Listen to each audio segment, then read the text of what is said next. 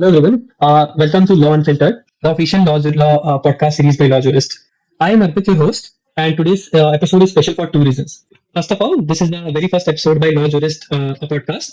Secondly, we are beginning this journey with a guest whose academic, professional, and leadership journey truly inspires what a young lawyer aspires to become. Our guest began his academic journey at Kendriya Vidyalaya, Patna, where his inclination towards leadership and public speaking developed through debates and co-curricular activities. A defining milestone of his school life was being honored at a Rashtrapati Bhavan in Bharat Scouts and Guides, a recognition that reflects discipline, service, and commitment towards nation building. He moved further to pursue his BLLB degree from Christ University, Bangalore, graduating in 2024. During law school, he remained active in institutional role, where he was part of the university student council member, representing his department and actively contributing to student governance in the university. Alongside academics, he worked as the campus ambassador for SCC Online and Eastern Book Company. Driven by a strong interest in public law, he pursued an LLM in constitutional and administrative law, and in 2025, he also qualified the UGC NET exam. Professionally, he has interned across the judicial hierarchy, from trial courts to the Honorable Supreme Court of India, and currently he is serving as a law researcher to Honorable Justice at the Patna High Court, where he works closely on constitutional issues, judicial reasoning, and legal research. We are excited to have him for an honest, unfiltered conversation on law school, internship, litigation, research, and much more. Welcome, Pratyush, sir, on Law Unfiltered. Thank you so much, Apit, for having me here, and thank you so much for the wonderful introduction also.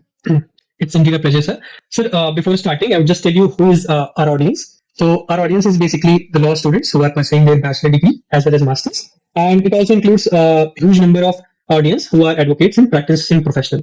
So, we try to make the conversation in and around so that we can make a meaningful thought toward their career, so that they can make a change in the society.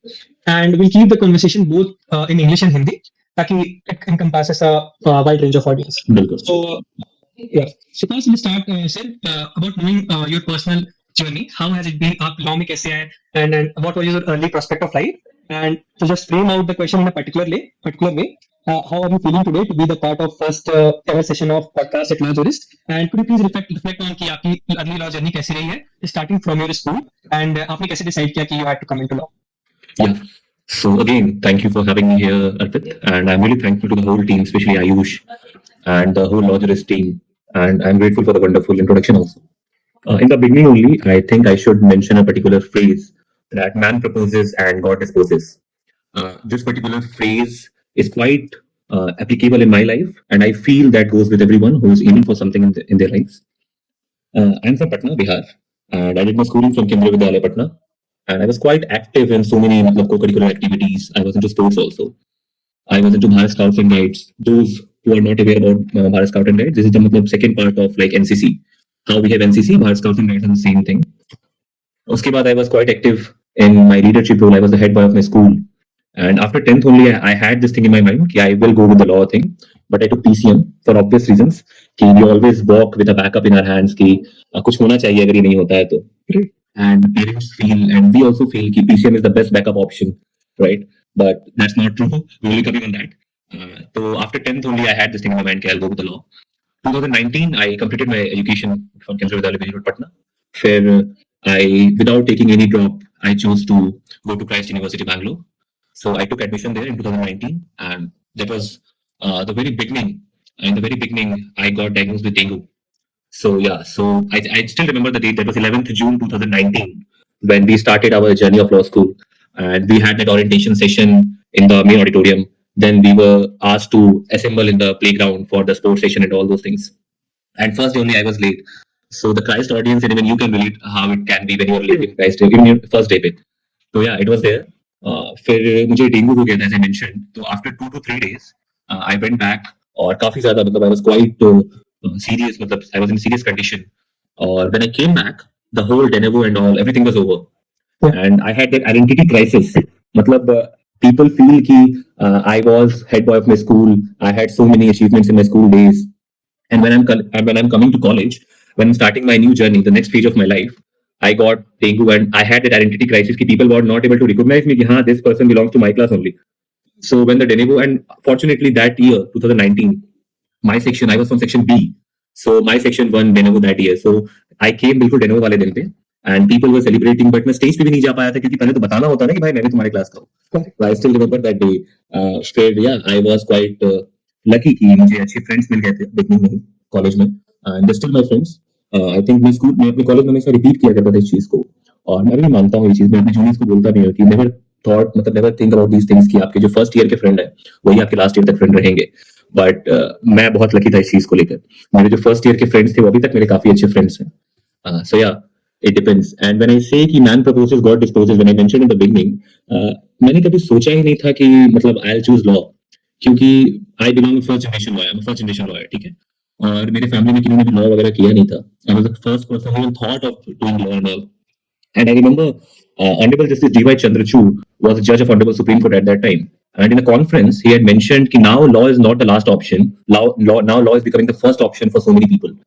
And मेरे लिए काफी relatable था कि हाँ, he is right and there were opportunities.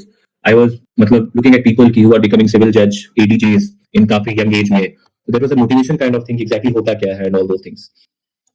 And I was into debate and all. तो ऐसा होता है, आप भी जब कॉलेज में गए होंगे, कोई भी कोई कॉलेज में जब हम लोग जाते हैं तो I was good in debate and all. But ये बहुत लेट रियलाइजेशन होता है कि how we were participating in our school days and how we were in school is quite different how we will be in our college days, right? So मेरे साथ भी हुआ identity crisis and all. But definitely, I managed because of good friends and good faculties, especially. I'll be taking their names in further conversation. But yeah, that was it. This was it. Okay. Absolutely, especially sir. I could relate to your story because even I am a presentation lawyer, and I would agree to that point that you made कि now law is not the last option. पहले people had a perception कि बंदा कुछ नहीं कर पाया, so that he will do law and he will end up doing something. Welcome. Today I feel that more people are opting it as a first career choice. They are opting out of the general notion of doing PCM, PCP. So definitely said that your story is truly inspiring. Now we'll take this a bit in a fast forward direction. Now I'd like to focus to law school and law school stuff about what one should do in college, internship, and all sort of stuff. So very basic question on what do you feel are the most important things that a person, that a student should do in college apart from academics? And just a follow-up question, you can add both of them and answer at once. How important is it to manage institutional role, committee, clubs during your academic and other requirements, and how one could balance that? Because I have seen people asking when I had option of choosing and getting confused that people are not able to balance both of the stuffs. Either they are able to do just academics or just committee requirements or co-curricular activities. Sometimes a student end up in a dilemma that they're not able to focus on both the stuffs in a plausible manner. Could you please reflect something on that? Right. Again, when we need to talk about law school, see, I always believed and I was always taught by my seniors, by my friends, by my faculties, कि in law school, we need to walk slowly. Okay. And if you can recall, as we had the discussion in the beginning only, कि in final year in our law school, we have a trend, we have a culture kind of thing, कि the final years used to mentor the first years in the beginning, so that they can get that particular feeling, कि what exactly is law school about. So उसमें भी I had mentioned in the beginning कि walk slowly. Why I am saying this walk slowly? क्योंकि you are directly changing your phase, right? School life was one phase. Now college life is some different phase of your life, right? And when you are coming to law school, there are so many persons, there are so many people who belong to different backgrounds, right? Me and you, we both belong to first generation family, right? We don't have any background of legal thing. But there are people जो third generation होते हैं, fourth generation होते हैं, with due respect to them, because उनसे हमें सीखने मिलता है कि how we need to be, right? तो उनसे हमें सीखने मिलता है, और जो नहीं सीख पाते हैं वो पीछे छूट जाते हैं, right? और हम सब लोगों को ये बात पता है खरगोश और कछुए की कहानी. But most importantly, I'll share my experience. Why I always say कि walk slowly. As I mentioned in the beginning also कि मुझे डेंगू हो गया था. I came back and I had the identity crisis and all. I scored very less marks in law of torts. I still remember. And one of my favorite faculty, Pavitra ma'am, Pavitra R. She used to teach us मतलब law of torts. तो 18 marks मुझे मिले थे 18 number. तो I still remember मतलब वो lowest था मेरे law school का, वो lowest था मेरे law school का. Still, but मैंने खुद को संभाला. और जैसा कि हम लोग बोलते हैं कि वॉक स्लोली, मैं बिल्कुल भी परेशान नहीं हुआ कि कैसे हो गया, क्या हो गया. परेशान तो सब लोग होते हैं, it's quite easy to say, but बिल्कुल नहीं. I tried managing myself. उसके बाद I remember there were people in my class who were मतलब रशिंग कि अब हमें ये कंपटीशन कर लेना है, वो कंपटीशन कर लेना है, एडीआर भी करेंगे, मूट भी करेंगे. दे वर लिटरली रशिंग कि हमें सब लोग कर रहे हैं तो why not us. They were participating in so many things but they were not winning any particular thing. वो कुछ भी जीत नहीं रहे थे क्योंकि वो लोग रश में थे, बिना समझे बिना जाने. दे वर जस्ट डूइंग कि अरे लॉ स्कूल में आए तो मूट कोर्ट तो करेंगे, क्योंकि फर्स्ट ईयर में they all had in will do जैसा. तो जैसा फर्स्ट ईयर में तो संभव है नहीं ना. तो you need that background, you need that experience, you need that exposure. So I remember we were not in that hurry, and me and one of my friend, I would love to take his name in this podcast, Abid Tane. He is currently serving in SAM Bangalore, Shadul Machan Mangaldas. So we both got our first external moot. In that INR, we were ranked 5 in university. And uske baad we went for Surana and Surana Technology Law Moot Court competition. And Surana, that is the moot court where they expect 6 members team. But we were 2, me and Amit. We were 2. We both were the speakers and researcher भी हम ही लोग थे. हमारा पहला external mode था वो. पहली बार हम लोग मोड में एंटर ही किए थे. एंड टेक्नोलॉजी लॉ मोड था. आई स्टिल रिमेंबर कि हमने मेमोरियल भी एक दिन लेट सबमिट किया था. हमारे -10 हुए थे. बट जो प्रीतम Surana who used to handle all these things in Surana, I still remember his comment. उन्होंने बोला था कि अगर ये मोड अभी ऑफलाइन होता और मेरे पार्टिसिपेंट सामने बैठे होते तो मैं इनको डिनर पे लेकर जाता. क्योंकि -10 होने के बावजूद we qualified the prelims and not only prelims, we were the winners of the technology law moot court competition. और बहुत सारे ऐसे कॉलेजेस थे, अच्छे कॉलेजेस जहां पे 3 मेंबर टीम थी, 6 मेंबर टीम थी, but we were 2, me and Amit. हमारा फर्स्ट मूड था. वी वन दैट मूड, वो भी टेक्नोलॉजी लॉ मूड में, and we were in second year at that particular time. तो स्ट्रांग मैसेज टू एवरीवन कि please walk slowly. आप किसी और से इन्फ्लुएंस ना हो, क्योंकि चीजें बिल्कुल डिफरेंट होती हैं, बिल्कुल डिफरेंट होती हैं. Now your second part of the question कि कैसे मैनेज करना है कमिटीज को, एकेडमिक्स को and all those things. I was the person in college. मैं फर्स्ट ईयर में कहीं पे भी नहीं था. ठीक है. Second year was Covid period for us. ठीक है. Second year was Covid period, but online में भी कमिटीज फंक्शन कर रहे थे क्योंकि क्राइस्ट का इंफ्रास्ट्रक्चर इतना अच्छा है कि वी नेवर फेल्ट कि हमारा ऑनलाइन मोड चल रहा है एंड ऑल दोस थिंग्स. तो मुझे कॉन्स्टी में बहुत इंटरेस्ट है. तो I was part of constitution administrative committee. पहला उसका CLSOC कमेटी जो हमारा है, CLSOC, उसका मैं मेंबर बने थे सबसे पहले. उसके बाद सेकंड ईयर में, after that the second year again I became the member of CLSOC दोबारा से. फिर that was my third year when I joined school level student council, DSC. वो मेरा थर्ड ईयर था. उस टाइम में we went back to college again. और उसके बाद ना, मतलब I was full into judicial services. मतलब मैंने क्लियर कर लिया था कि मुझे जुडिशरी में ही जाना है. Corporate, I had no intention to go for corporates, क्योंकि आई फेल्ट कि मैं कॉर्पोरेट के लिए बना नहीं हूं और कॉर्पोरेट भी मेरे लिए नहीं बना है. तो आई चूज कि I should go for judicial service. तो मैं क्लासेस भी लेता था, ऑनलाइन क्लासेस भी लेता था इंस्टीट्यूट से. तो I was managing things. It's very tough to manage, but everything is manageable जब आप चाहें तो, राइट. और कमेटी कैसे डिसाइड करना है, I mention in the beginning कि I had interest in constitutional law, तो आई चूज CLSOC. वहां पे इस कमेटी में आपको कॉन्स्टिट्यूशन नहीं पढ़ा रहे हैं, बट उस कमेटी में जो भी चीजें ऑर्गेनाइज होंगी, जो भी चीजें होंगी, वो कॉन्स्टिट्यूशन रिलेटेड ही होंगी. तो दैट वाज माय इंटरेस्ट. तो मैं अपने इंटरेस्ट के हिसाब से काम कर रहा था, इन्फ्लुएंस के हिसाब से नहीं.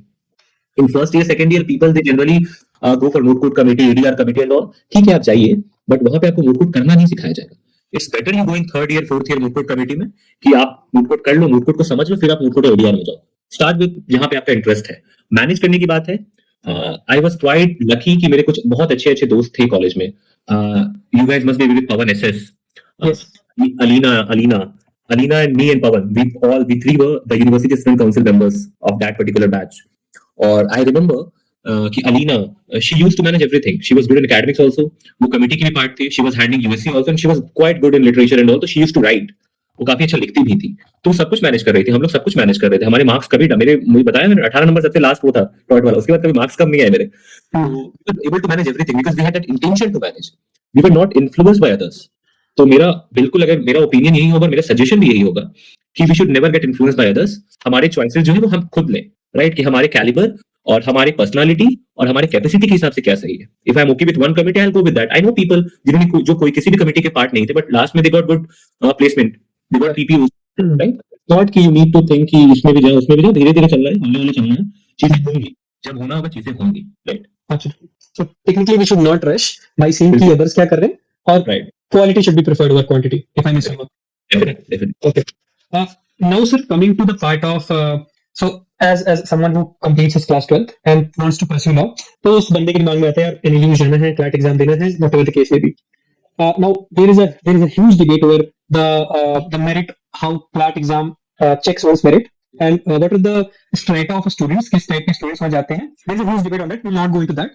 But that elitism in NLUs is always debated and criticized all over the country. Because I personally feel that. So there is a widespread perception that NLUs are only meant for elite class. You consider the pattern of examination, the way it is conducted. So how would you say that a person, to be pointed directly, coming from a lesser Hindi background, he has studied Hindi medium all over his school life. He has not completed his education in English, but he still aspires to come to a national university, as everyone would like to do. How would that person, if let's say he does not go into NLUs, he comes to a normal college at Tier 2 or Tier 3 city, how should that person establish his career, and how should the person manage कि उसको कैसे future में करना है, so that he could cope up with the students who are coming from NLUs and good private colleges? Right, that's a very good question. पता है क्योंकि what happens, you mentioned about the elite class and all those things. See, if we'll go with the practicality, It will take the practical approach. And अगर एक बार हम लोग आँख बंद करके सोचेंगे ना, तो the whole law का जो course है ना, it is for elite class. For CLAT examination, you are paying a certain amount for filling the form and all, right? वो amount is not that amount which any particular person can pay. वो ऐसा amount नहीं होता कि कोई भी pay कर देगा. No, that amount is too much. Not only that, you are coming to law school, ठीक है? और कुछ NLUs में जाते हैं जिसको हम लोग बोलते हैं कि elite class का law school हो गया है. CLAT के थ्रू लोग जाते हैं, एलिट के थ्रू लोग जाते हैं नेशनल यूनिवर्सिटी दिल्ली में, और कुछ प्राइवेट कॉलेजेस में जाते हैं. अगर हमारे नेशनल यूनिवर्सिटी का कंसेप्ट ये रहता कि जस्ट लाइक IITs एंड जो हमारे नीट के कॉलेजेस हैं, नेशनल मेडिकल कॉलेजेस, उनकी तरह जो बच्चे NLUs में जाएंगे उनकी फी 10,000 रुपीज ही लगेगी, राइट? और प्राइवेट कॉलेजेस में यू नीड टू पे लैक्स एंड लैक्स एंड लैक्स. तो बात कुछ और होती. बट द फी जो आप प्राइवेट कॉलेज में पे कर रहे हो इक्वली ही या थोड़ा ज्यादा कम ही आप NLUs में भी पे कर रहे हो, राइट? हाँ, एक्सपोजर में ये चीजें अलग हो जाती है. कहाँ अलग हो जाती है? वहां पे भी I will come. When I mentioned कि जो पूरा लॉ का लॉबी है पूरा एलाइट क्लास का ही है. हम क्लैट में पर्टिकुलर पे करते हैं, हम कॉलेज में जाते हैं, उतना हेवी अमाउंट पे करते हैं, हम कॉलेज से निकलते हैं, हमें एनरोलमेंट करवाना है. आप बार एनरोलमेंट के लिए मैं फर्स्ट जनरेशन लॉयर जाऊं या कोई फोर्थ जनरेशन लॉयर जाएगा, उसको भी उतना ही पे करना है. That is in thousands, 15,000, 19,000, 20,000. अभी supreme court, honourable supreme court के डिसीजन से इसका फी कम किया गया है, बट फी कम हो गया. बट वेलफेयर अमाउंट भी आप इतना ले रहे हैं जो कि ग्राउंड लेवल पे है, तो वो भी बहुत ज्यादा है. नॉट ओनली दैट, आपने टेम्पररी अपना एनरोलमेंट करवा लिया. Now after that you need to go for all India bar examination. Again, for all India bar examination, you will pay some 3,500, 4,000 rupees उस फॉर्म भरने के लिए भी, ऑल इंडिया बार के लिए भी. आप ऑल इंडिया बार पास करो, वो रिवॉर्ड है आपके लिए कि आप पास करके. But to collect the certificate of practice from the respective bar council, again you need to pay some amount. 2,000-2,500 COP जो आपने अचीव किया है ना, वो अचीवमेंट लेने के लिए यू आर पेइंग. तो ये नहीं है कि लॉ जो NLU जा रहे हैं वही एलाइट, लॉ पूरा एलाइट क्लास का बनकर रह गया है, ठीक है? देयर आर गुड कॉलेजेस जहां पे बहुत कम फी लगता है, बट फीस की बात जहां तक है ना, तो सब लोग अब इक्वल फुटेज पे ही चल रहे हैं. We all are there. But when it comes to exposure different होता है. लॉ स्कूल के बच्चों का भी एक्सपोजर डिफरेंट होता है, और सोसाइटी कैसे देखती है, how the legal fraternity is seeing you belong to some tier 1 law college और tier 2 law college, that matters. और वहां पे डिफरेंशिएशन क्रिएट होता है. The same BNS you will be reading at Christ University Bangalore, and the same BNS someone at NLS Bangalore will be reading, right? Now what matters is that how your professor is teaching you to interpret the law, and how NLS professor is teaching their students to interpret the provisions of BNS. Interpretation matters, right? Other thing is कि where you will be getting that opportunity to explain that interpretation, किस तरीके के crowd में, और where he will be getting that opportunity to explain that provision of BNS, किस तरीके के crowd में. ये एक्सपोजर होता है. आपको हो सकता है कि इंटर्नशिप्स के लिए 2 बार 3 बार अप्लाई करना पड़े टियर 1 में, you will get it. But हो सकता है, बट NLU में ऐसे नहीं होता है. But at the same time जब ओपनली टैलेंट शो करने की बात होती है कि openly we will showcase that हमें कितना आता है being from Christ, being from Symbiosis, being from Jindal, और उनको कितना आता है being from Nalsar, NLS and West Bengal. तो मूट कोर्ट्स, ADR कॉम्पिटिशंस, आप मूट कोर्ट्स में जाइए, हमारे क्राइस्ट के अच्छे अच्छे बच्चे, बहुत टाइटल्स आ रहे हैं हमारे पास. या जिंदल में जाइए, जिंदल के अच्छे टाइटल्स आ रहे हैं. सिम्बायोसिस हमारे कॉलेज में जीत कर जाता है ADR and moot court competition. वहां पे हमारे कॉलेज में नेशनल यूनिवर्सिटी के बच्चे भी आते हैं, बट उनको बहुत पीछे छोड़ के हम लोग आगे निकल जाते हैं. I remember we were conducting a ADR. मेरा फ्रेंड अमित तने was the convener of that particular committee, और NLS के बच्चे क्वालिफाई नहीं कर पाए थे राउंड, और कोई और जीत ले गया था कंपटीशन. तो दिस हैपेंस. तो एक्सपोजर होना और टैलेंट होना 5 साल की बात होगी ना, कि आप कहां, जब आप कोर्ट में खड़े होंगे लिटिगेशन में, एक साइड NLS का बच्चा होगा, एक साइड क्राइस्ट का बच्चा होगा, या सिंधी का बच्चा होगा, तो वहां पे तो जैसा आप आपसे नहीं पूछ रहे ना कि भाई तू NLS का है तो क्राइस्ट का है, right? He is asking you to interpret the law. You just interpret the law, ना. आप उनको एक्सप्लेन करो कि लॉर्डशिप ऐसे है, लॉर्डशिप ऐसे नहीं है. This is it. College matter नहीं करता है, to be very honest. Your interpretation matters and the technique matters, right? Dare Act की जो रीडिंग है ना, Dare Act पूरे लाइफ हमें पढ़ना है क्योंकि हम लोग लॉ में आ चुके हैं, right? In our colleges, we need to learn the technique to read the Dare Act. किस टेक्निक से हमें पढ़ना है, how we need to interpret the law, right? बाकी हर जगह डिफरेंट चीजें वो अपने हिसाब से होंगी. एक्सपोजर वाइज यार there is a difference, but elite class के लिए हाँ बना है, थोड़ा बहुत बना है. लोग क्राइस्ट में भी आते हैं, लोग जिंदल भी जाते हैं, right? So it's not like that. Depends कि आप कितना अपने आप को ग्रूम कर पा रहे हो. तो groom yourself with the law, not with the college का नाम. Right. Clear. Okay. Now so let's assume our case. Let's say a student है. That person is absolutely interested in doing litigation, and he has a college, let's say in Bangalore, etc. Now that person comes from obviously he comes from a city not of Bangalore. He comes from outside of Bangalore, and that person is hugely interested in litigation. But उसकी college commitments ऐसी हैं कि he has to attend college regularly, and he gets 1 month break after each semester so that he could do internships and all. I would like you to prefer out of 2 options. The first option, whether that student should do all of his internships or whatever he is doing apart from college in a particular city. I would say Delhi, because Delhi is the best place for litigation. Or that person throughout his college, whenever he is getting time for internship, उसको अलग-अलग cities में जाके courts में, chambers में, senior advocate और may be law firm वहां पे practice करनी चाहिए. So which option would you prefer which one could be more meaningful for a student? पहला, he is interning at a common city throughout his law school, or interning at different cities at different places. I will always go with the second option. Why? Because law is all about context. Right. Law is all about context. When I'm saying this, law is all about context. I need to clarify that I'm saying this in a positive manner. Right.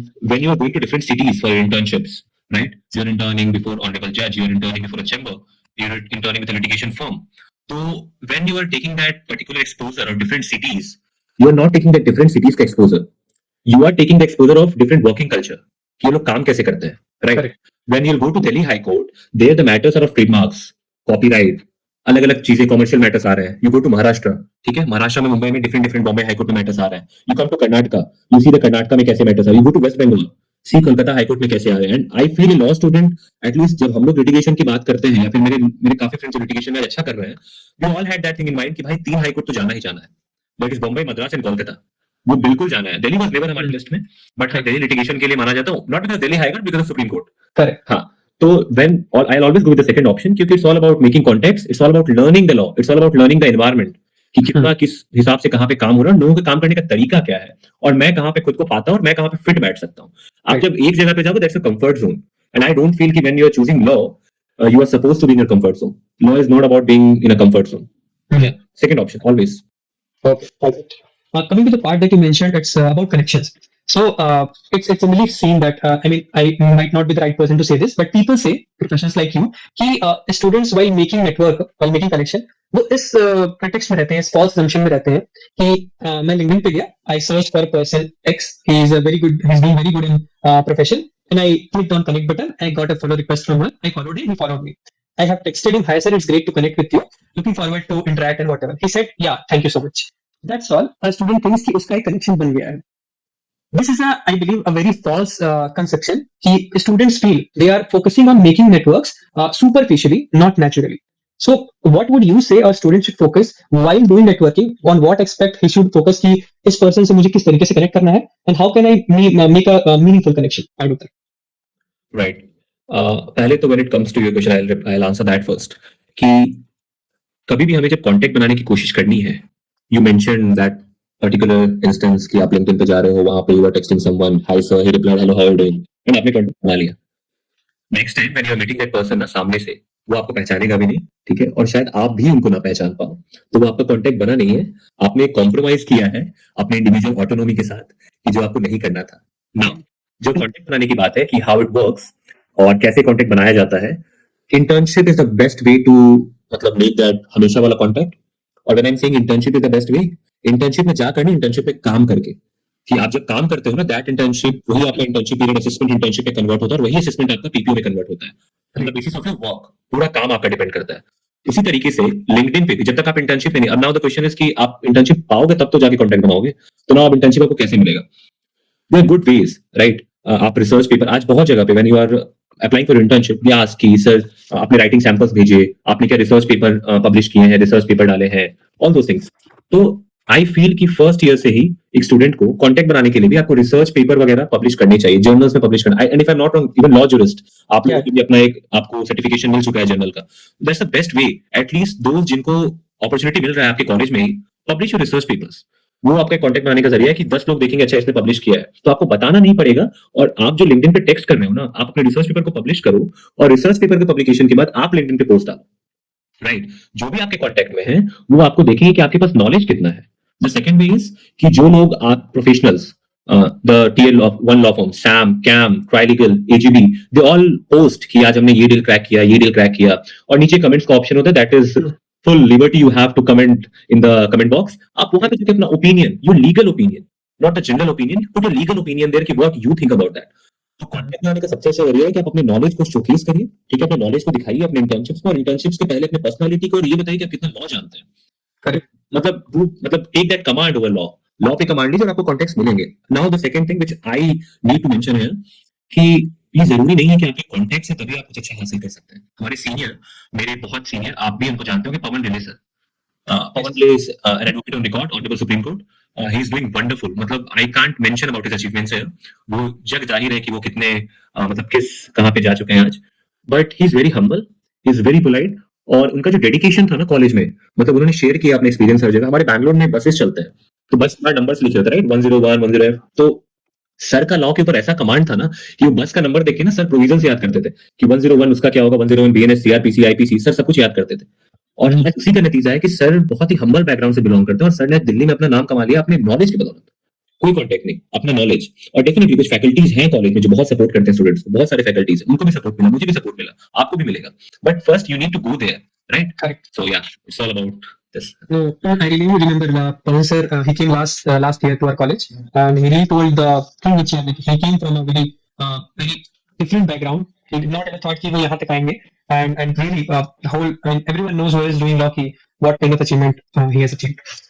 Okay, sir. So coming to the point of again internship. So a person who is interested in litigation, उसको चाहिए कि यार I want a good chamber to intern. But again, the problem comes that person sees a lot of senior advocates, lot of AORs all over in Delhi. Ki I can intern here, here, here. But the problem is they are not so active. They are not so social media पे इनका उतना ऐसा नहीं है कि we can distinguish that this person is good, this person is not that good, he is average and he is not. So how can a student with limited number of resources can select which kind of chamber is good for him? पहले तो मतलब this particular thing should be realise कि आप litigation में ही जाना चाहते हैं, यानी आप लिटिगेशन इंटर्नशिप ही करना चाहते हैं। ये बोलना कि लिटिगेशन इंटर्नशिप, आई फील मेरे हिसाब से वो तब डिसाइड करना चाहिए जब सारे इंटर्नशिप्स करके देख लो आप। इंटर्नशिप मतलब होता है सीखना, ठीक है। और एक बहुत ही क्लियर बात है कि आप एक बार में, मैं आपको फर्स्ट ईयर में पहला इंटर्नशिप आप सेमेस्टर 1 में कर रहे हो, आप बोलो मुझे लिटिगेशन इंटर्नशिप करो, मैं कपिल सिब्बल साहब के साथ इंटर्नशिप करूँ, ठीक है, बहुत अच्छी बात है, आपको कपिल साहब के साथ इंटर्नशिप मिल भी गया। बट कपिल सिब्बल साहब आपको क्या सिखा पाएंगे उस टाइम में, फर्स्ट ईयर में? आपको ना प्रोसीजर का पता है, ना आपको कोड का प्रैक्टिकल अप्रोच पता है, तो आप कुछ नहीं सीख पाएंगे वहां पे। तो when you choosing such platforms की जहां आपको इंटर्नशिप करना है, सच चैम्बर्स, आप वो देखो कि आपके ईयर के हिसाब से आप कहाँ फिट बैठते हो, ठीक है।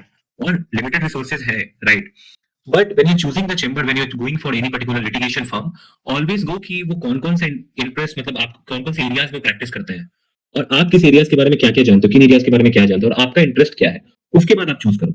Don't go with a banner name. No, chambers of Kapil Sibal, chambers of Dave है, चीजें हैं वहां पे, लोग वहां इंटर्नशिप करते हैं।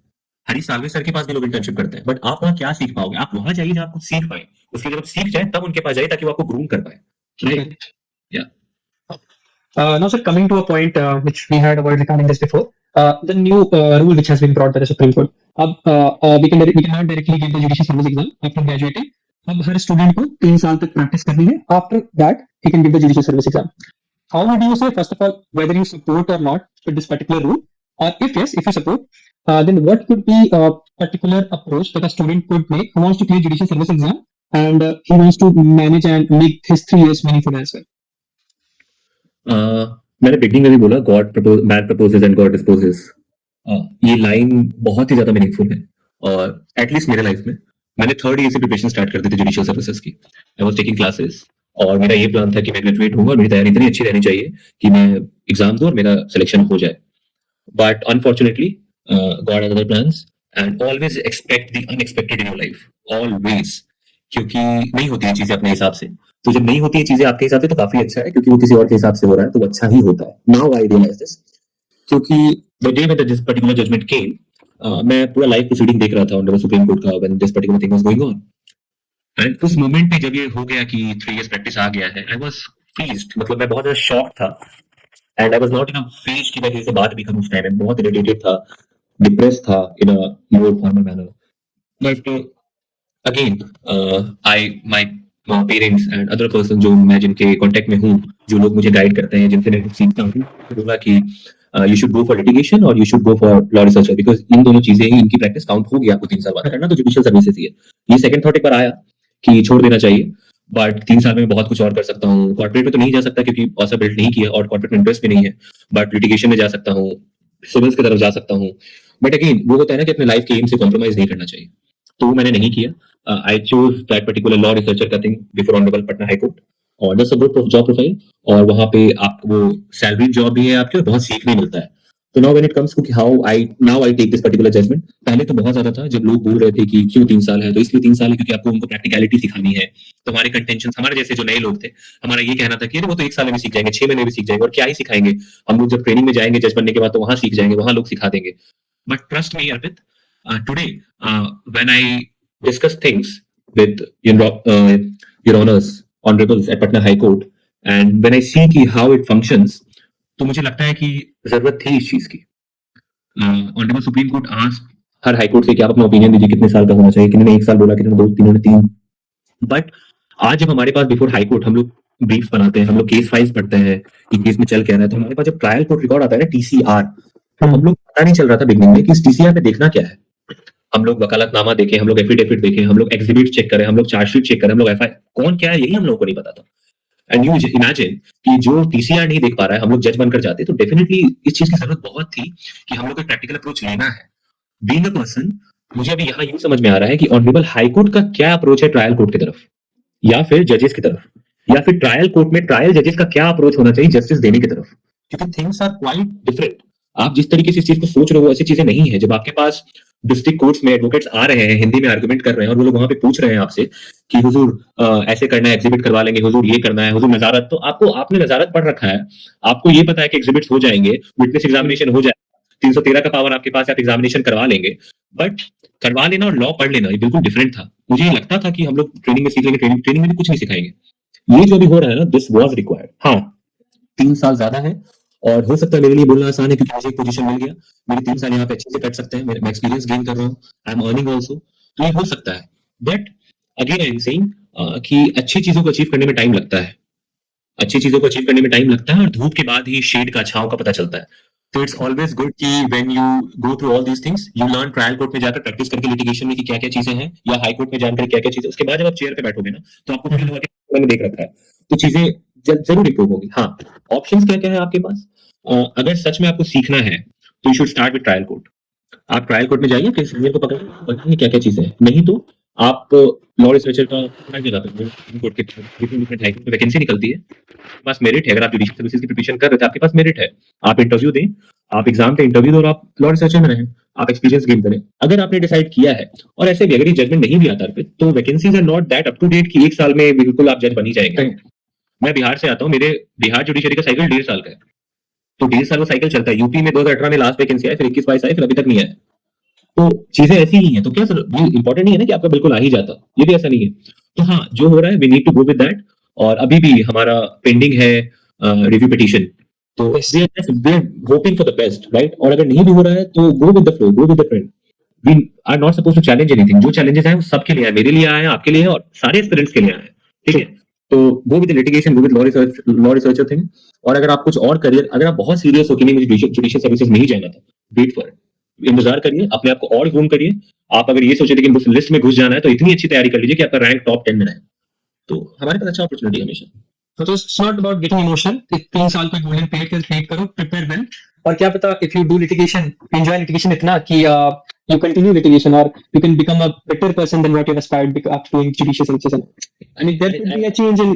Right right, I just add what you just mentioned. उसमें दो चीजें हैं। हमारे डिस्कशन में लोग बोलते हैं कि जो ट्रायल कोर्ट का जज नहीं बन पाता है वो एडीजे बनता है, जो एडीजे नहीं बन पाते वो हाई कोर्ट जज बनते हैं, ठीक है। And in a conversation 1 week ago, honourable justice Suryakant, our chief honorable chief justice of Supreme Court, Chief Justice of India, he was in a conference with honorable justice Nagarthana ma'am, and he was mentioning वहां पे कि उनका trial court में हुआ था जज में, और उस टाइम में फाइनल ईयर में they were allowed to give that particular exam। तो फाइनल ईयर में he gave exam, रिजल्ट आते आते he joined litigation। उसके बाद he joined litigation, लिटिगेशन में थे, रिजल्ट आ गया, और ऑनरेबल जज के सामने जहां अपीयर हो रहे थे, उस टाइम में एक ट्रेंड था कि एक्सपर्ट ओपिनियन होता था किसी ऑनरेबल हाई कोर्ट जज का कि किनको लेना है किनको नहीं। तो उन्होंने नाम देखा, तो सर ने मेंशन करा उस कॉन्फ्रेंस में, उस सेमिनार में, कि उन्होंने मेरा नाम देखा, मेरा नाम काफी यूनिक था ऑनरेबल जस्टिस सूर्यकांत का, तो उन्होंने मुझे बुलाया, लेकिन तुम ट्रायल कोर्ट का जज क्यों बनना चाहते हो, मत बनो। और फिर उन्होंने छोड़ दिया, and today he chief justice of India, right. तो कभी घाटे नहीं होना है, अपॉर्चुनिटी बहुत ज्यादा है, एक रास्ता बंद होता है दूसरा खुल जाता है, just you need to be aware, you always keep your eyes and ears open, कि जब नॉक हो रहा है ना अपॉर्चुनिटी, तो आप गेट खोल दो। अगर आप दरवाजा नहीं खोलोगे तो दूसरे दरवाजे पे चला जाएगा, बस यही है, right. Right, sir. Sir, now coming to the second last part of this podcast, we'll come now to post graduation period. Many people after doing LLB, they think that हाँ भाई obviously ज़्यादा पढ़ेंगे तो ज़्यादा knowledge होगी, so they will do LLM. But again on the other side, there has been a thing from a lot of people कि जो ज़्यादा पढ़ लेते हैं उनको policy paralysis हो जाती है. So I would like, since you have done LLM, so I would like you to focus and explain किनके लिए LLM बना है. I would talk obviously only about law, and what career prospect और open हो जाते हैं after doing an LLM. Right, wonderful question. और जहां तक बात है, हमें जो पैरालिसिस की बात है ना, तो हमें वो लॉ करने से ही हो जाता है, लॉ वालों को, ठीक है। हम्म। हमने ये देखा होगा, ये काफी वायरल चलती है, मतलब काफी मतलब शेयर्ड रील्स और मीम्स है कि फर्स्ट ईयर का बंदा एडवोकेट का स्टिकर लगा के स्कूटी में जाता है। तो वो तो फर्स्ट ईयर में ही हो जाती है, but jokes apart, see I did LLM because I was waiting for the vacancy. 2024 June I got my degree, ठीक है, और वैकेंसीज नहीं थे। 2024 October I got enrolled in LLM. मैंने काउंसिल एडमिनिस्ट्रेशन एडमिन में एलएलएम कर लिया, क्योंकि वैकेंसीज का अता पता नहीं था, और वैकेंसी ये जजमेंट आने के 2 महीने बाद मेरा एलएलएम कंप्लीट भी हो गया, तो आई वाज नॉट अवेयर कि क्या होने वाला है, तो आई डिड एलएलएम। जहां तक बात है डिग्री लेने की, नॉलेज गेन करने की, देखिए आज इतना कंपटीशन हो गया है ना, ये वर्ल्ड पूरा कॉम्पिटिटिव वर्ल्ड है कि without your knowledge you are nothing. You can't even walk without knowledge. आप कहीं पे क्राउड में बैठे हो, मैंने अभी बात की, इंटर्नशिप में जा रहे हो, और it's all about your knowledge, आपका लॉ पे कितना कमांड है। When you are in sector, when आप जॉब कर रहे हो, लॉ फर्म में हो, लिटिगेशन में, it's all about your knowledge कि आप कितना अवेयर हो। तो जितना नॉलेज आप गेन करोगे through BLLB, BBLLB, through LLM in different different subjects, through PhD, लोग पीएचडी भी करते हैं, तो जितना भी नॉलेज आप गेन कर सकते हो, तो डीप अंडरस्टैंडिंग होगी लॉ, क्योंकि हम लोग लिमिटेड पढ़ते हैं अपने ग्रेजुएशन में, मास्टर्स में थोड़ा एडवांस में पढ़ते हैं, स्पेसिफिक पढ़ते हैं। कॉन्स्टिट्यूशन भी read in our college also, but LLM में भी स्टडीड कि कंपैरेटिव कॉन्स्टिट्यूशन हमारा क्या है, बाहर वालों का क्या है, हम क्यों अच्छे हैं, हमें क्या अडॉप्ट करना चाहिए, क्या नहीं करना चाहिए, right. This was the thing. Now LLM किन के लिए बना है? एक बैकअप, लोग ऑप्शन लेकर हमेशा चलते हैं, और बहुत लोग इंटरेस्टेड होते हैं लेक्चरशिप में, राइट, एकेडमिक्स में जाने के लिए, and no doubt they are the artist. जो हमारे प्रोफेसर्स होते हैं, they are the artist of all these people जिनके बारे में हम लोग बात कर रहे थे, हमारे, मेरे, आपके, सबके, दे आर द माइंड्स हमारे पीछे। तो एलएलएम के बाद आपके एक ऑप्शन ओपन होता है कि आप लेक्चरशिप में जा सकते हो, ठीक है। एलएलएम के बाद यूजीसी नेट, जो मैंने भी क्वालिफाई किया, मैंने क्वालिफाई किया कि मुझे पीएचडी करना था, क्योंकि आई हैड दैट बिगनिंग से कि मुझे डॉक्टर लगाना है अपने नाम के आगे, तो I had to do PhD, इसलिए मैंने यूजीसी नेट दिया। तो यूजीसी नेट है, उसके बाद आपके पास ऑप्शन खुल जाता है असिस्टेंट प्रोफेसर का, तो आप पढ़ा सकते हो, बहुत अच्छा प्रोफेशन है, बहुत ही बढ़िया है असिस्टेंट प्रोफेसर, आप लॉ कॉलेज में डिफरेंट जा सकते हो, एक ये ऑप्शन है। दूसरा, बहुत लोग एलएलएम करते हैं, तब तक साइड से वो अपने आप को प्रिपेयर करते हैं लिटिगेशन में आने के लिए। फिर आप कहीं पे जाओ, किसी का बोर्ड लगा है mister Arpit BLLB LLM PhD from this, तो क्लियर भाई इसके पास तो काफी डिग्रीज है, ये बंदा अच्छा है, at least with first generation people की डिग्रीज रहेंगी, तो लोगों को लगेगा हाँ, और कुछ ऑब्वियसली हम लोग गेन करेंगे ना, जो हम बीएलएल से ज्यादा ही सीखेंगे, तो इससे लोग जाते हैं कि तब तक माइंड प्रिपेयर हो जाएगा। तो एक ये भी ऑप्शन है। कुछ लोग अब्रॉड से एलएलएम करते हैं, फिर दे go and they come back, फिर they join chamber, they do litigation. तो it's not like that, but हाँ, एकेडमिक्स के लिए काफी अच्छा अपॉर्चुनिटी है, क्योंकि आपको थोड़ा और अपने आप को ग्रूम करने का मौका मिलता है, right. So this is it. Perfect, perfect. Okay, coming again back to academics. So law में obviously everyone is supposed to publish paper and attend conferences. I would like you to very briefly tell what should be the ideal approach of writing research paper. Number one, first question, and a follow up on this. How could a student identify a good journal for publication? Because again, it matters. ऐसा नहीं होना चाहिए कि you give your journal to your paper to a journal जहाँ पे they take 1,000 rupees and 2 घंटों में they're publishing your paper. Again, it's adding onto your CV, but it's not making meaning to your writing and reading skills. Right, So right. how would you go with that? When we're talking about good journal is not at all about कि कौन कितना publish कर रहा है और कौन कितना ज्यादा अपने आप को शोकेस कर रहा है सोसाइटी में, बट लॉ जर्नल डिपेंड्स कि कौन कितना पढ़ रहा है और कौन कितना अच्छा अपॉर्चुनिटी आपको प्रोवाइड कर रहा है। If any particular journal is providing that opportunity कि फर्स्ट ईयर का लॉ स्टूडेंट भी चाहे तो अपने अपने रिसर्च पेपर को पब्लिश करवा सकता है, तो for you eight that particular point is the best journal. Journals बहुत ज्यादा है, different law universities, national universities, they also provide law journal का ऑप्शन कि आप जाइए और वहां पे पब्लिश करिए, ठीक है। प्राइवेट लॉ जर्नल्स भी है जहां पे आप पब्लिश कर सकते हैं, बट इट डिपेंड्स। और मैंने मेंशन किया कि लॉ जुरिस्ट का भी अपना लॉ जर्नल है, right. If you guys are providing that opportunity for the first generation people to the first year to the second years कि आप आओ और पब्लिश करो और फर्स्ट हैंड एक्सपीरियंस लो उस चीज का कि कहां आपको इंप्रूव करना है, कैसे कैसे, क्योंकि आज होता क्या है ना, suppose the first year guy is writing a research paper second of his law school and is going for some random law journal, वहां पे उसको पब्लिश नहीं किया जाता, तो सी बात है, दोबारा ट्राई भी नहीं करेगा। तो at least first year second year के लिए जब ये अपॉर्चुनिटी की पता नहीं कौन सा लॉ जर्नल बढ़िया, तो आपके लिए वो लॉ जर्नल बढ़िया है जहां पे आपका पब्लिश करने का ऑप्शन दिया जाए और अपॉर्चुनिटी दिया जाए। That's good. और हाँ, व्हेन यू आर राइटिंग, आज के टाइम में इतना डेवलपमेंट हो गया है लॉ का, इतना डेवलपमेंट हो गया हर एक चीज का, पॉलिसी मेकिंग का, पॉलिसीज का, AI is there, right, artificial intelligence, और बहुत सारी चीजें हैं जो आपके काम को आसान बना रही है। हमारे टाइम में भी चीजें थी, अब चीजें और डेवलप कर गई। हमारे टाइम में चैट जीपीटी ग्रो हो रहा था, राइट, अब चैट जीपीटी ग्रो हो चुका है। अब बहुत ज्यादा AI platform, Draftmate is one of the platform which I also used, that is by law jurist. But again आपको बहुत अटेंटिव रहना है कि आप क्या हेल्प ले रहे हो अपने ऑनलाइन प्लेटफॉर्म से, एआई प्लेटफॉर्म से। Take help from AI platform, but don't trust the AI platform, right. AI platform से आप हेल्प लो, वहां पे हेल्प लो जहां पे आपको कुछ एग्जॉस्टिव वे में लिखना है, not with the facts, right. तो एआई प्लेटफॉर्म से take help from there, journals publish करिए, अच्छा काम करिए, लॉ के ऊपर कमांड बनाइए, इंटरप्रिटेशन सीखिए, टेक्निक सीखिए, बाकी पूरी लाइफ आपकी बची हुई है। लर्निंग एडवोकेट बोला जाता है, लर्निंग एडवोकेट, राइट। और हम लोग सब लोग, वी ऑल आर स्टूडेंट्स। मैं यहाँ तक कि जो honourable chief justice of India बोलते हैं कि I am a student of law, तो हम लोग कौन है? ये पूरी लाइफ हमें सीखना है, तो बस सीखते चलना है। और एक स्टूडेंट को ना कभी वो सेटिस्फेक्शन नहीं मिलनी चाहिए कि हाँ मैंने तो अचीव कर लिया। नहीं, आप जिस दिन सेटिस्फाई हो जाएंगे ना, उस दिन आप वहीं रुक जाएंगे, आपके वाले लोग जो सेटिस्फाई नहीं हो आगे बढ़ते चले जाएंगे। इसलिए never to that full stop, कभी भी नहीं। Keep learning, keep achieving. बिल्कुल सही बात है, कहते हैं कि एक लॉयर की पढ़ाई कभी पूरी नहीं होती है, Right. भले उसकी डिग्री पूरी हो पाए। Right. Sir definitely please go It's a professional course, right? A professional course में डिग्री के साथ साथ ना आपको प्रोफेशनलिज्म सिखाता है, and that professionalism should reflect in your body language. So you walk professionally and you walk with that profession. यही main target होता है किसी भी प्रोफेशनल डिग्री का। तो हाँ, बिल्कुल अच्छी बात है कि सीखना है, लाइफ टाइम सीखना है, इंप्रूव करना है, खुद को अप टू डेट रखना है। We are talking right now एंड उसी बीच में लाइव लॉ पे एक अपडेट आ गया, तो we need to make ourself very up to date. Sir since you are a law researcher at the honourable Patna high court, और बहुत लोग इस चीज को, इस पॉडकास्ट को देखने के बाद डेफिनेटली सोचेंगे कि यार why should I not opt for this particular job or position? So आप प्लीज थोड़ा ब्रीफली बताइए कि आपका रोल क्या होता है in a particular day, and what should someone do to become a law researcher at a particular high court? Right, so पहले what should someone do, तो इसमें क्या है ना कि देयर वैकेंसीज, ठीक है, ये वैकेंसीज रजिस्ट्री के द्वारा नोटिफाई किए जाते हैं कि there is a vacancy for honourable जज लॉ रिसर्चर की पोजीशन के लिए, कि ऐसे ऐसे रिक्वायरमेंट्स हैं, you come do that. Mains का एग्जाम होता है और इंटरव्यू भी होता है, कहीं पे supreme court, honourable supreme court जो रिक्रूटमेंट करवाती है उसमें प्रॉपर एग्जाम है, prelim mains and interview thing. High court में भी इंटरव्यूज लिए जाते हैं। यू गो देयर, अगर आप में मेरिट है और अगर आप बहुत अच्छे हैं तो यू विल बी देयर।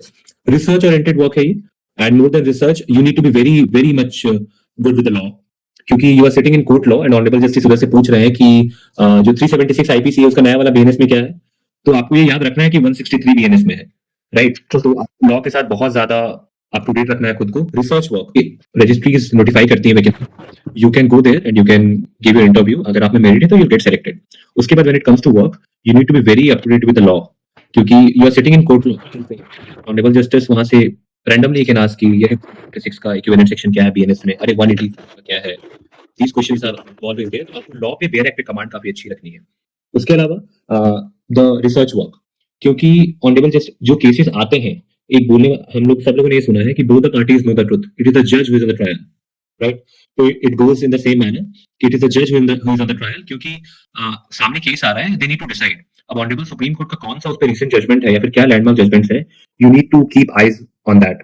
तो आपको पूरा रिसर्च करना है थ्रू आउट कि आपके पास ये फाइल्स आए हैं, तो क्या एक्सेप्शंस है, क्या कौन से जजमेंट इसमें बिल्कुल फिट बैठता है, और आपके ऑनरेबल सुप्रीम कोर्ट ने कुछ ऐसा गाइडलाइन दे दिया हो, जैसे अभी एक ऑनरेबल जस्टिस जेबी पार्टीवाला का एक जजमेंट आया था ऑनरेबल सुप्रीम कोर्ट का regarding the bail, and he gave guidelines कि that high courts are not the मतलब the court of taking money and all, collecting money, तो high court can not grant bail इस condition पे कि आप इतने पैसे जमा कर दो and you will be getting bell.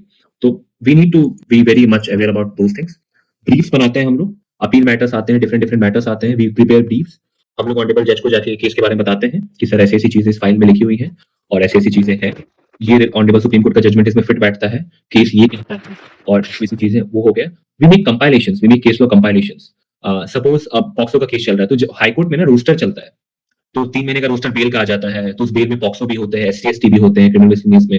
फिर आपका क्वॉशिंग का रोस्टर आ जाता है, तो आप क्वॉशिंग के साथ डील करते हैं, तो वहां पे फिर भी मेक कंपाइलेशन कि क्वॉशिंग में 482 में क्या-क्या ऑनरेबल सुप्रीम कोर्ट के लैंडमार्क जजमेंट चल रहे हैं। तो भाजन लाल स्टेट ऑफ हरियाणा 1992, राइट? उसके बाद ये जजमेंट्स आए हैं, तो हम लोग को बिल्कुल अप टू डेट रखना होता है हमारे ऑनरेबल जज को कि सर ये चल रहा है और ऐसे ऐसे काम चल रहा है। तो इट्स ऑल अबाउट मतलब research work, research oriented, you are doing that law का काम। इसलिए मैंने बोला कि अगर आप ये भी कर रहे हैं तो आप बहुत कुछ सीख रहे हैं, आप बिल्कुल अप टू डेट हैं बेयर एक्ट से, रिसर्च से। और दो I was campus ambassador for SCC and EBC, तो मुझे रिसर्च में हमेशा से मैं था कि हाँ रिसर्च में आई एम गुड, तो दिस इज इट फंक्शंस। या इसके लिए सभी को तो एक साथ कि you should have this much percentage at the end of your law school, कुछ ऐसे क्राइटेरिया भी है क्या, हर स्टेट का वेरी करता है? राइट, ये kind है, मतलब ऐसा नहीं लगता है कि यू हैव मतलब 80% एंड ऑल, बट 60%, 60% तो आप उतना तो मैटर करता ही है, तो एक्सपेक्ट करते भी हैं आप, क्योंकि you will B briefing and you will be helping honourable justice, तो आपका परसेंटेज कहीं ना कहीं बताता है कि कितना नॉलेज आपके पास है। तो या Alright. Okay. Sir, so coming to the second last question of this podcast. Let's say again, imagine a scenario. एक बंदा he graduates and he wishes to go purely into litigation. What he should opt? एक chamber join करना या एक law firm का disputes team join करना? It depends, क्योंकि ये बिल्कुल वैरी करता है आपके इंडिविजुअल पर्सपेक्टिव पे कि आप किस चीज के लिए आगे बढ़े और आपके मन में क्या है। और you should always go and try, you should go and try. इसका मतलब ये है कि आप जाइए और इंटर्नशिप्स करके देखिए कि आप कहाँ फिट बैठ रहे हैं।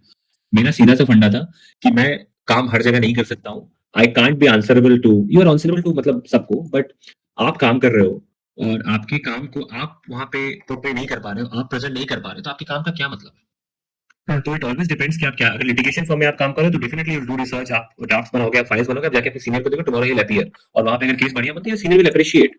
और अब तो ट्रेंड चेंज हो रहा है कि your seniors are giving you opportunity to appear before honourable bench. तो बिल्कुल डिफरेंट, कॉर्पोरेट में थोड़ा ही डिफरेंट कल्चर है। कॉर्पोरेट में यू आर सिटिंग इन उस चार दीवारी में और you are working for someone, और आपका वर्क लेकर कोई और जाता है वहां पे अपना काम करके वापस आ जाता है। तो ये कॉर्पोरेट का कल्चर है with respect to all the working cultures. But हाँ, आप इंटर्नशिप करिए और आप देखिए कि आप खुद को कहाँ पा रहे हैं। अगर आपके कॉलेज का कोई बच्चा 18 लाख का एलपीए ले रहा है, 26 लाख का ले रहा है, तो इट्स नॉट कि आप भी ले लेंगे। हो सकता है उसको कॉर्पोरेट में इंटरेस्ट हो और आप ले भी लेंगे, आपके मार्क्स अच्छे होंगे, आपके इंटर्नशिप अच्छे होंगे, आप सर्वाइव करते हैं नहीं करते भी मैटर करता है। तो choose wisely, choose as per your calibre and as per your interest. जहां इंटरेस्ट लाई करता है ना, वहां बंदे 2-2 3-3 बजे तक रात में काम करते हैं कॉर्पोरेट में, उनको फर्क नहीं पड़ता है क्योंकि वो उनका इंटरेस्ट है, राइट? तो आप इंटर्नशिप करिए, एक्सपोजर लीजिए, सीखिए, समझिए, उसके बाद डिसाइड करिए। हाँ, सीखने के लिए आपको जो लिटिगेशन फर्म सिखाएगा, आपको जो इंडिविजुअल चैम्बर सिखाएगा, वो कॉर्पोरेट फर्म नहीं सिखा पाएगा। True. Right. Great, sir. Wonderful. That's it, sir. Last question. If you could give one unfiltered message to all the young lawyers and law students in India, what would it be?